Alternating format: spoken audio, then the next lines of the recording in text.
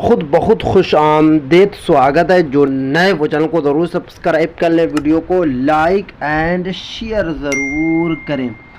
BPSC TRE 1 और TRE 2.0 रद्द, क्या अपडेट निकल कर आ रही है, मैं आपको इस वीडियो में आज पूरी की पूरी जानकारी दूंगा और बताऊंगा कि अब आपको किस तरीके से इंसाफ मिलने वाला है भाषा अहर्ता वाले कैंडिडेट को। क्योंकि आपको पता है कि सेकंड हायरिंग हुई है पटना हाई कोर्ट में। आपको पता है कि केस दर्ज था, भाषा अहर्ता वाले कैंडिडेट ने केस दर्ज करवाया था कि हमें हर हाल में इंसाफ मिलना चाहिए। तो फर्स्ट हियरिंग हुई, उसके बाद सेकंड हियरिंग हुई। अब सेकंड जो सुनवाई हुई उसमें किस तरीके का स्टेटमेंट आया है पटना हाई कोर्ट के वकीलों का, मैं आपको इस वीडियो में पूरी जानकारी दूंगा और थोड़ी सी मैं आपको क्लिप भी दिखाऊंगा। देख सकते हैं कि इस थंबनेल के पीछे बैकग्राउंड में देख सकते हैं कि वकील लोग जो स्टेटमेंट दे रहे हैं भाषा अहर्ता वाले को लेकर। तो चलिए मैं आपको एक एक करके बताता हूं। देखिए, आपको पता है कि टीआरई 1 में एग्ज़ाम हुआ, वहां पे भाषा अहर्ता शून्य था। टीआरई 2.0 जब विज्ञापन बना, विज्ञापन में क्या था, विज्ञापन में भाषा अहर्ता शून्य था। बट एग्ज़ाम हुआ, एग्ज़ाम के 5 से 6 दिनों के बाद अचानक से ये स्टेटमेंट आ गया बीपीएससी के जो चेयरमैन उस वक्त थे अतुल प्रसाद साहब का कि भाषा अहर्ता में अब आपको कम से कम 30 नंबर लाना है। अब जो है सारे के सारे कैंडिडेट फंस गए, क्योंकि वो भाषा अहर्ता को ज़्यादा माइंड नहीं लिए थे। वो मेन सब्जेक्ट पर टिक लगा कर आए थे, ओएमआर शीट को भर कर आए थे।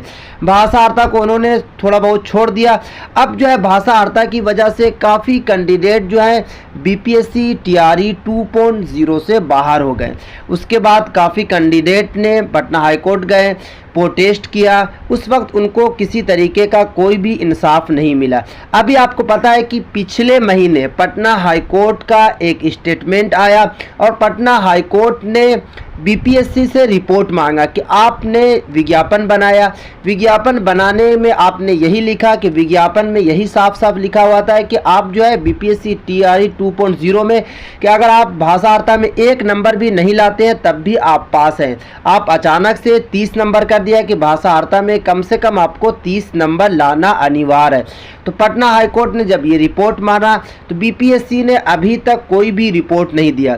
पहली सुनवाई, उसके बाद दूसरी सुनवाई में पटना हाईकोर्ट के जो वकीलों ने क्या कहा, तो पहले आप थोड़ी सी क्लिप देखिए, फिर मैं आपको आगे बताता हूँ। में चाहे मैं बात करूं बीपीएससी टीआरई 1 द्वारा या फिर 2 द्वारा, उन लोगों के बीच बस एक ही प्रश्न है, इससे अगर क्या प्रभाव पड़ सकती है भविष्य में, क्योंकि नोटिस जारी हुआ है बिहार सरकार को, जारी हुआ है। नियमावली कहता है कि जब स्टेट गवर्नमेंट स्वयं टेट का आयोजन करती है उस परिस्थिति में सीटेट को नहीं विचार करना है, क्योंकि हमारे यहाँ बिहार सरकार 2-3 बार टेट का आयोजन कर चुकी है। यही मुद्दा हम लोग बनाए थे, वहाँ पर नोटिस इशू हो गया है। अगर नोटिस इशू होने के बाद केस सुनवाई होती है, अगर इसको कोर्ट प्राइमा फासाई पाया है कि हाँ इस पिटीशन में दम है, ऐसा माने बीटेट इसको ही होना चाहिए, तभी नोटिस इशू किया है। अगर कमजोर रहती तो आपने थोड़ी सी क्लिप देख लिया है, क्योंकि मैं आपको थोड़ा सा दिखाऊं, क्योंकि जिस YouTube के ज़रिए ये वाली वीडियो हमारे पास आई है तो मैं पूरी वीडियो को नहीं लगाया हूँ, थोड़ी सी वीडियो को मैं लगाया हूँ कि पटना हाई कोर्ट के बाहर असल में क्या चल रहा। देखिए, अब मुझसे काफ़ी कैंडिडेट का मैसेज भी आता है कि मोहम्मद भाई अब हमारा कुछ नहीं होगा, क्योंकि टीआरई 3.0 का एग्ज़ाम आने वाला है, उसके बाद टीआरई 4 आने वाला। देखिए, टीआरई 4 आए या फिर टीआरई 5 आए, बट आपका जो केस दर्ज है, और आपको पता है कि जब केस दर्ज रहता है तो लगातार चलता है, 1 साल हो, 6 महीना हो या फिर आपको 2 साल हो, बट आपको इंसाफ मिलेगा। क्योंकि पटना हाई कोर्ट का बिल्कुल कहना है कि ये सरासर बीपीएससी ने गलत किया है। क्योंकि अगर आपको भाषा अहर्ता में 30 नंबर अनिवार्य रखना था तो आपको विज्ञापन बनाना चाहिए। जैसे अगर आप मिसाल के तौर पर अगर आप मैट्रिक या फिर 12th का एग्ज़ाम देते हैं तो उसमें क्या होता है कि आपको 100 में पासिंग मार्क्स लाना पड़ता है 30 नंबर, और अचानक से बिहार बोर्ड के चेयरमैन का ये स्टेटमेंट आ जाए कि नहीं, आपको कम से कम 50 नंबर लाना है, तो ये कहाँ का इंसाफ है। यानी कि 100 में पासिंग मार्क 50 है, आपको पता है कि 30 होता है, अचानक से स्टेटमेंट आ जाए एग्जाम के बाद आ जाए कि 50 आ जाए, तो ये कहीं का इंसाफ नहीं। इसी तरीके से बीपीएससी टीआरई 2.0 में हुआ। तो अभी जो सेकंड हेयरिंग हुई, सेकंड जो सुनवाई, उसमें पटना हाईकोर्ट के वकीलों का यही कहना है कि बीपीएससी हमें जल्द से जल्द इंसाफ दे, जल्द से जल्द रिपोर्ट लाए। अगर रिपोर्ट नहीं आती है तो बीपीएससी टीआरई 2.0 का पेपर को रद्द किया जाए, या फिर कम से कम जिनका 1 नंबर कम वहाँ पे हो रहा, या फिर 2 नंबर कम हो रहा, या फिर 3 नंबर कम हो रहा। और आपको पता है कि 1 नंबर 2 नंबर और 3 नंबर वाले कम से कम 20 से 25 हज़ार है, तो उनको सरकार जल्द से जल्द उनको नौकरी दे। हाँ, अगर उनकी टीआरई 3.0 में उनकी नौकरी लग गई है तो उनको नौकरी देने की कोई ज़रूरत नहीं है। बट अगर टीआरई 3.0 में वो बैठे, उनको नौकरी नहीं मिली, फिर भी आप जो है टीआरई 2.0 के ज़रिए 1 नंबर 2 नंबर वाले को आप हर हाल में उनको मौका दें। ये पटना हाईकोर्ट के लगभग जितने भी बड़े बड़े वकील हैं, उनका यही कहना है कि सरकार ने सरकार ने जितने भी कैंडिडेट हैं, जितने भी स्टूडेंट हैं, उनके साथ काफ़ी गलत किया। अब देखना होगा कि कब तक रिपोर्ट देती है बीपीएससी, क्योंकि बीपीएससी की तरफ से अभी कोई भी रिपोर्ट जमा नहीं हुई है पटना हाईकोर्ट में। 2 मरतबा सुनवाई, दोनों मरतबा में यही बात हुई कि जल्द से जल्द बीपीएससी रिपोर्ट जमा करे ताकि आगे की कार्रवाई होगी। इस बीच अगर कोई और अपडेट निकल कर आएगी बीपीएससी की तरफ से या फिर पटना हाईकोर्ट की तरफ से, तो मैं आपके पास सबसे पहले वीडियो बनाकर पहुंचाने की कोशिश करूंगा। जिस तरीके से आप मेहनत कर रहे हैं, उसी तरीके से आपको मेहनत करते रहना है, आपको बिल्कुल भी पीछे नहीं हटना है। क्योंकि आपको पता है कि जितने भी कैंडिडेट जो बीपीएससी टीआरई 2.0 में भाषा हड़ताल की वजह से बाहर हुए थे, वो सारे के सारे कैंडिडेट पटना हाईकोर्ट गए हैं और वहाँ पर उन्होंने पेटिशनर को भी जमा किया है। यानी कि अब जो है कैंडिडेट बिल्कुल भी सरकार से नहीं डर रहे हैं, लगातार मांग कर रहे हैं और लगातार पटना हाईकोर्ट जा रहे हैं। और पटना हाईकोर्ट के वकील भी जो हैं, पूरे के पूरे वकील जो हैं स्टूडेंट के साथ है। उनका भी यही कहना है कि सरकार ने गलत किया है, इनको इंसाफ मिलना चाहिए और आपको हर हाल में इंसाफ मिलेगा। क्योंकि आपने देखा होगा कि 1 महीना पहले ही पटना हाईकोर्ट की तरफ से स्टेटमेंट आया था भाषा आहर्ता वाले को लेकर, बीपीएससी टीआरई 2.0 को लेकर।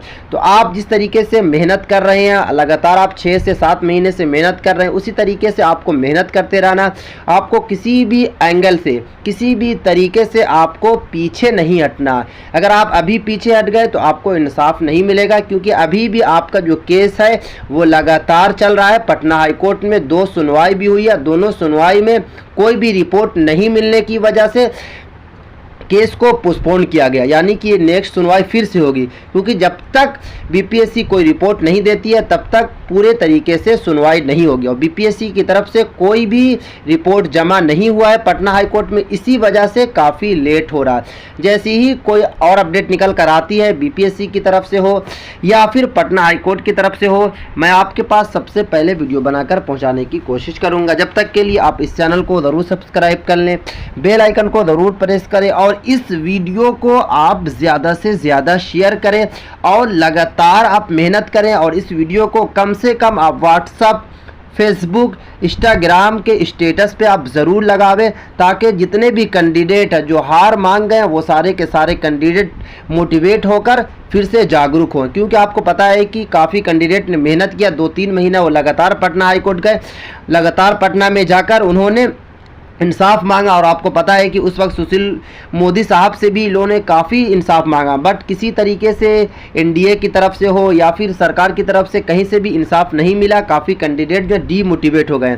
तो इस वीडियो के ज़रिए से उनको ज़रूर आप मोटिवेट करें और फिर से आप उनको मैदान में लाएं, ताकि आपको जल्द से जल्द आपको इंसाफ मिले। तो ये थी काफ़ी इंपॉर्टेंट वीडियो। अस्सलाम वालेकुम।